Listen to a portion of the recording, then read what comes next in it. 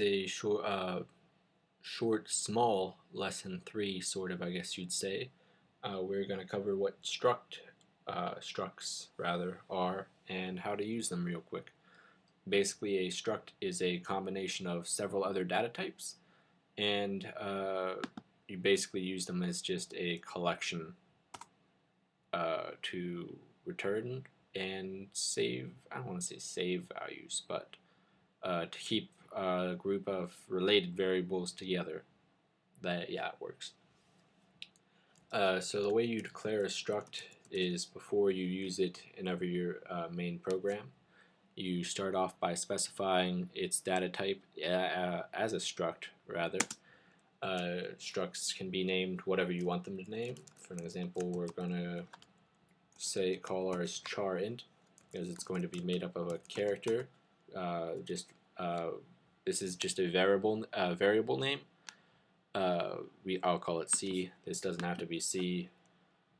It can be D. It can be N. It can be as the important part is rather that you have it something that you descriptive rather. So maybe we will, instead of calling it C, we'll stretch it out to character, just to make things easier on us later on. And we'll have an integer number. Another sort of thing you can note is structs can also be made up of other structs. Say we'll just call this one example, since I'll probably delete it right afterwards. Struct can be made up of, say, char_int character number,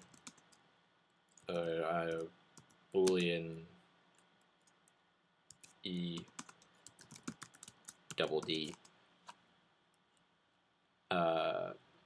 So there you have it. So basically, yeah, structs are just a collection of sort of related data.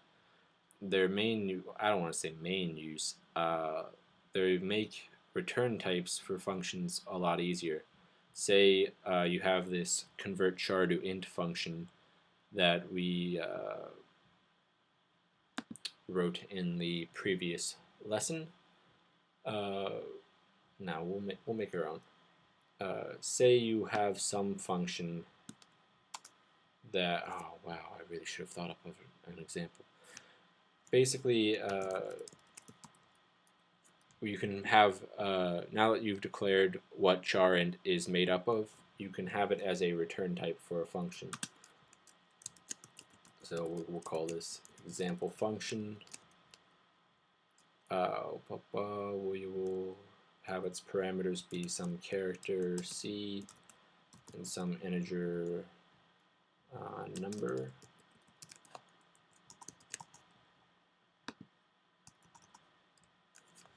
Precondition, postcondition. Get in the habit of making these. I'm not in the habit of them, which is sort of one of my main drawbacks as a programmer, actually. I've been really kicking myself for it, and it's something I'm working to improve on. So we'll work on it together, yay! Yeah, so we'll just be C and number are initialized. Initialized, I don't know if I've stated this before, basically it just means that it actually exists somewhere in the program code rather than having an empty value, which is the null.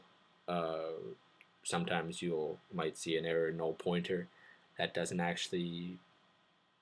always mean what I'm talking about right now, but it can be an example of it, sort of a situation.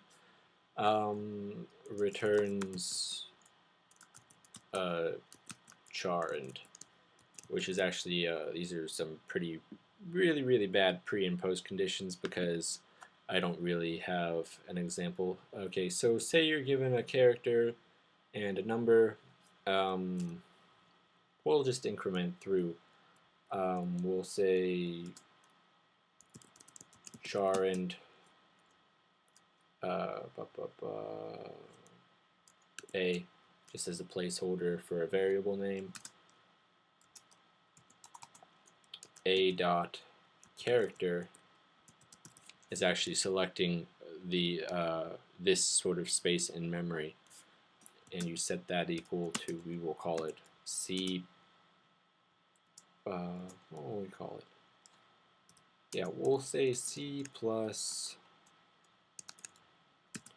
1, which is the character after C, and we will say a dot number is equal to number plus 1. So given so whenever we call this function, basically it takes some character and some number, and it will just return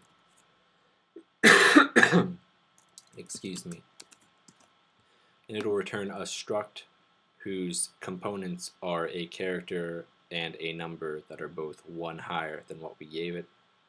Moving on to the main function. So you will read in a character, we will read in a number, and I will show this to you. I didn't cover this earlier, but sort of an interesting note is you don't always have to make a function, set a variable equal to a function. You can just return the function value, which is sort of, oh wait, ignore what I just said. That won't work for the given purposes. Basically, what I was going to say is you can say convert char to int c. You can just replace this whole thing down here. So I'll keep, stumbling forward, I'll keep that just to show you, since we know that C is still going to be a character, this line isn't going to be related to our struct at all, but it's just an example to show you that functions don't always have to, the value that a function returns rather doesn't always have to get placed into a variable. It can just be exist somewhere in the program. Something else to note, I don't think I covered it before, is the way you return, you can return multiple things with the same, you can have several outputs from the same cout as long as you separate each output with the double less than sign. Yeah, that's the double less than sign. So yeah, moving forward, sorry, again, we will, I forgot to say char int example, yay! And our example will be equal to, what did we call it? Example function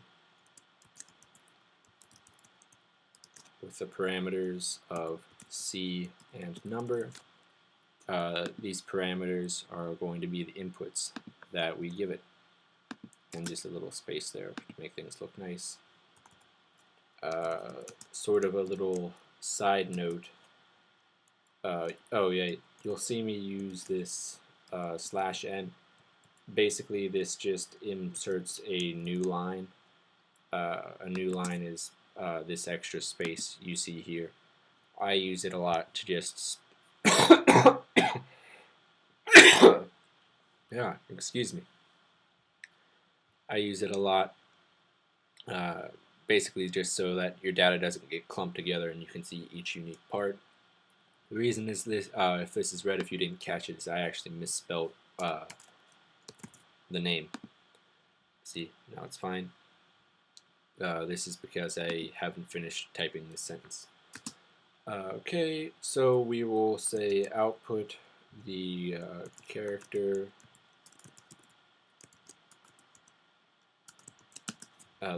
This here isn't a required part. It's just so you don't have blank data just chilling around. It's more of a so that you as the user can see what's going on. We'll say example dot character.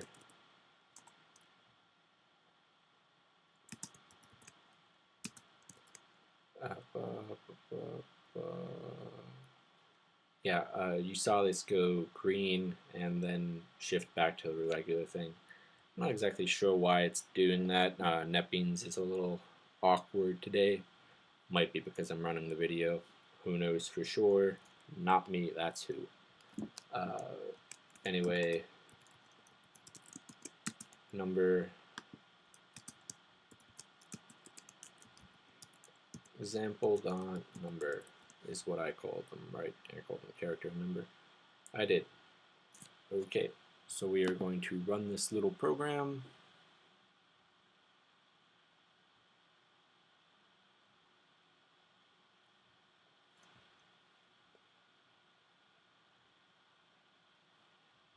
It wants a character first, so we will give it A. Now it wants a number, so we will give it 9.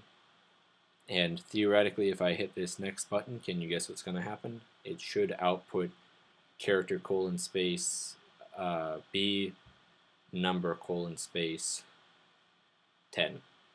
So we'll see what happens when I press enter. It does, with this small little, we didn't space out here, so B got sort of smashed in together with B number. Okay, and that was what a struct is. I thought this video was going to be a lot smaller than it was, but you live, you learn. Hopefully it was informative, and have a good day. Next lesson we will probably cover arrays, I think. Yeah, I'll probably cover arrays in the next lecture. Yeah, arrays in the next lesson, possibly other stuff. We'll see how it goes.